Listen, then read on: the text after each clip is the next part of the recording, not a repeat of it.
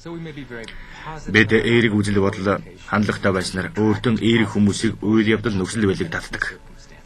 Харин бид бол их ууртай, сөрөг мэдрэмжтэй байх юм бол адилхан уур учиртай хүмүүсийг сөрөг үйл явдлыг өөртөө татаж байдаг. Ингээд та хамгийн ихээр бодож авдаг тэрхүү зүйлээ өөртөө татаж байдаг юм.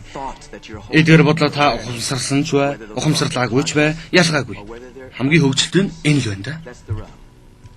Нууцыг анхааралтай судалж үзвэл бодлыг хүч, бидний өдөр тутмын хүсэл зорилгын хүч бидний эргэн тойронд байгаа. Бид нүдээ нээж олж харах нь л үлдээд байна.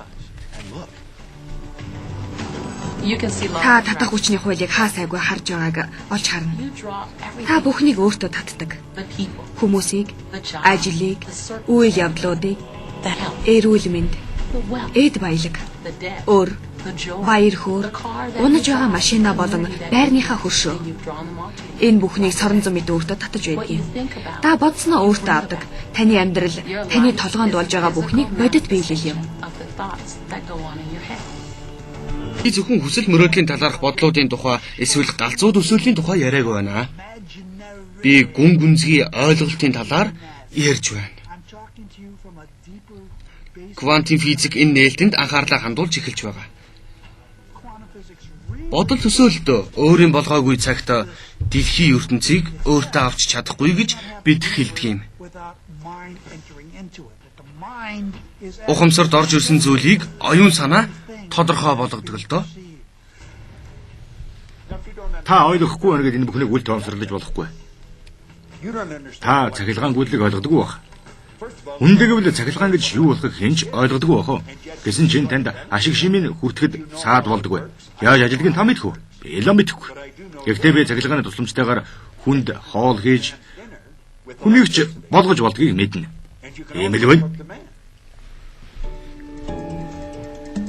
Хүмүүс агуу нууцыг ойлгож эхлэхээр ихэнхдээ оюун бодолд байгаа сөрөг бодлуудаас айж эхэлдэг юм. Та бүхэн хоёр зүйлийг мэдэх хэрэгтэй. Эерэг бодлууд сөрөг бодлуудаас хэдэн зуун дахин хүчтэй байдгийг орчин үеийн шинжлэх ухаанаар баталчихсан байгаа.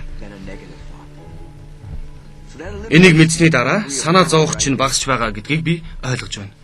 Харин хоёр дахь зүйл бол аз болж тодорхой хугацаа гэж байдаг юм. Таны бодсон бүхэн тэр даруйдаа биелдэггүй. Тийм байсан бол хэцүүдэх байсан биз? Тодорхой хугацаанд танд үйлчилж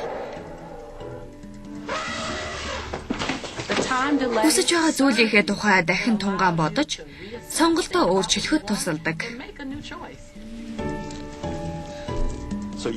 Гэсэн ч та бодлосоо айлгүй, бодлоо болгоомжтой сонгож өгөхийг танд зөвлөе. Та амьдралынхан агуу мастерт бол баяр хөөр олж явах ёстой. Таавал өөрийн амьдралыг бүтээдэг Микеланжело юм. Дэвидийг урлан бүтээж байгаа хүн бол та. Энэ бүхнийг та өөрийнхөө бодлоор бүтээдэг.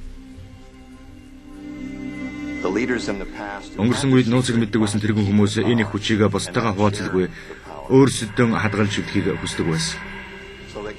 Тиймээс хүмүүсийг нууцыг мэдэх завгүй болгож л дээ. Хүмүүс ажилдаа явж, ажиллаа хийж, гэртээ харьдаг байсан. Нууцыг хэдхэн хүн л мэддэг байсан учраас энгийн хүмүүс ямар ч эрх мэдлэггүй байж. Би тодорхой үйлдвэрнтэй газар амьдардаг. Байшин дээрээс унахад танай сайн хүн, муу хүн ч хамаагүй газар унцдаг. Татах хүчний хуйлтай адил. Таны амьдралд байгаа эргэн тойрны зүйл гомдлож явдаг бүхнээ та өөртөө татдаг. Энийг анх сонсоод яг эвгүй санагдах байх л да. Та шууд л би машины хослыг өөртөө татаагүй гэж. Би энэ хачин үйлчлүүлэгчийг өөртөө татаагүй. Би өр ширийг өөртөө татаагүй. Би тэгээгүй гэд бүхнийг үгүйсэх. Харин би танд өөрөөсөө зогтох боломж өгөлгүй үннийг хэлэх гэж байна. Тийм ээ. Та энэ бүхнийг өөртөө татсан. Ойлгоход хүндрэлтэй байх нь аргагүй л дээ. Гэхдээ энийг хүлээн зөвшөөрсөний дараа амьдрал чинь бүрэн өөрчлөгдөнө. Энэ бол агуу нууцын нэгэн хэсэг юм.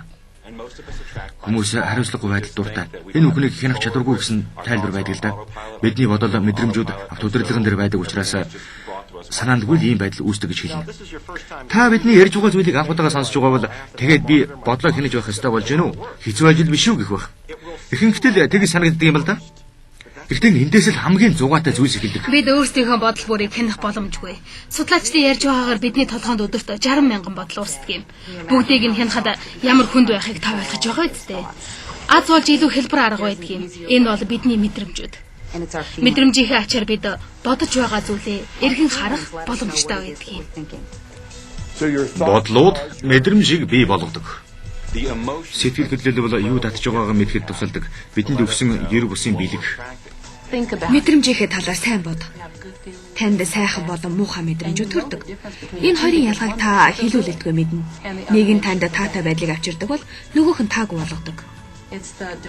Гутрал, гэм буруу, гомдол, уур хилэн. Энэ мэдрэмжүүд таныг ядарсан ба тийхээгүй болгодог. Энэ бол муу мэдрэмжүүд. Энийг өөрөөр муу давтамж, муу чичирхийлж гэж дуудаж болно. Хүслээрээ л хэл. Эсрэг талд сайн мэдрэмжүүд, сайн сэтгэл хөдлөлүүд байдаг.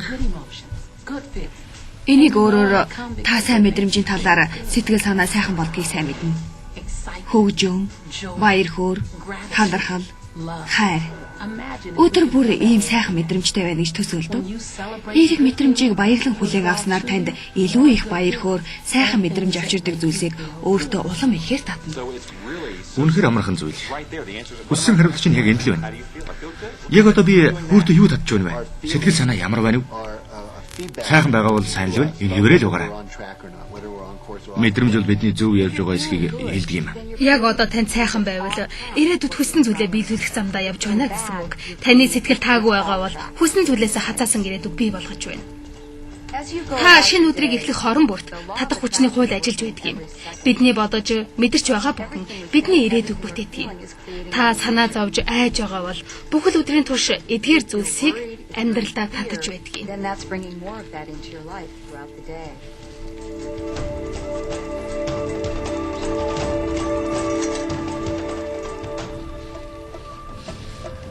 Өнөөдөр таны бодож мэдэрч байгаа бүхэн таны ирээдүйг бүтээдэг. Та мэдэрсэн тэрхүү зүйлээ л авна. Бодсон зүйлээ биш. Хүмүүс өглөө сөрөг сэтгэлдээ басвал тодорхой эргүүлгийг үүсгэдэг юм. Бүхэл өдөр ийм байдалтай өнгөрдөг.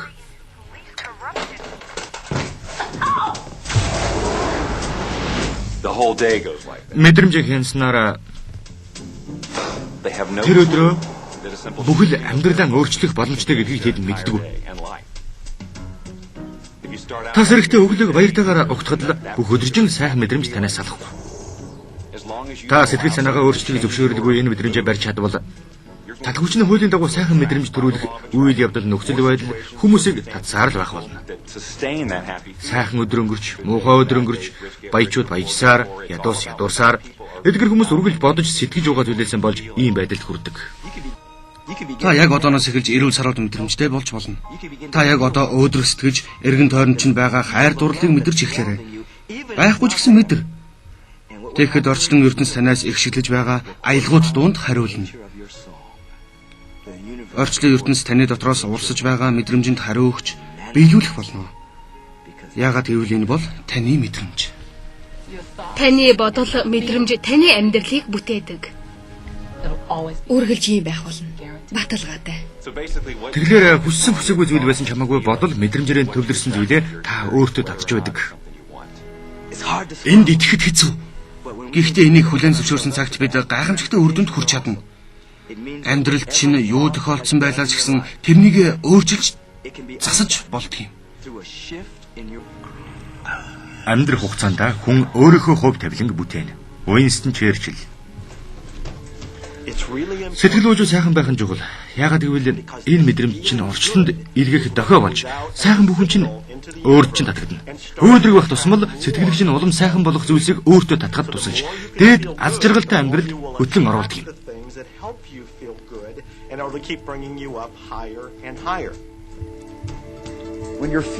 Сэтгэлээр өмс үед хормын төдий сэтгэлийг өөрчилж болдгийг мэдхүү. Сайхан хөгжим сонс. Дагаад дуул. Сэтгэл санаа чинь өөрчлөгдөх л болно. Эсвэл сайхан юмны тухай бод. Хүүхдүүдийн тухай бод та. Өөрийн хайртай хүүхдийн тухай. Энэ сайхан дүр зураг дээр төвлөр. Бусад бодлуудыг толгоондоо оруулахгүй хамаг сэтгэлээр энэ тухай бод. Ингээд сэтгэл санаа чинь өөдрөг сайхан болгохыг би баталж байна. Энэ тохиолдолд тэжээвэр амьтдынхаа тухай бас бодож болно. Хайртай амьтад сэтгэл санааг үргэлж сайхан болгож чаддаг. Тэр хүүхэн амьтныг хөөрдөн хайрлахад таны амьдралд сайн сайхан мэдрэмж орж ирнэ.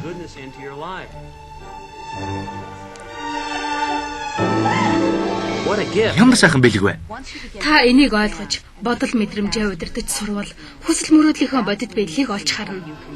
Энэ бол таны эрх чөлөө. Энэ бол таны хүч чадал. Энэ үед та өөрийнхөө амьдралыг ухамсартайгаар өөрчилж чаддаг хүн болно. Амьдралаа хүснээрээ өөрчилж, татах хүчний хуулийг хэрэгэлдэг болчоор та одоо төсөөлж чадахгүй байгаа ер бусын амьдралыг бүтээж чадах юм.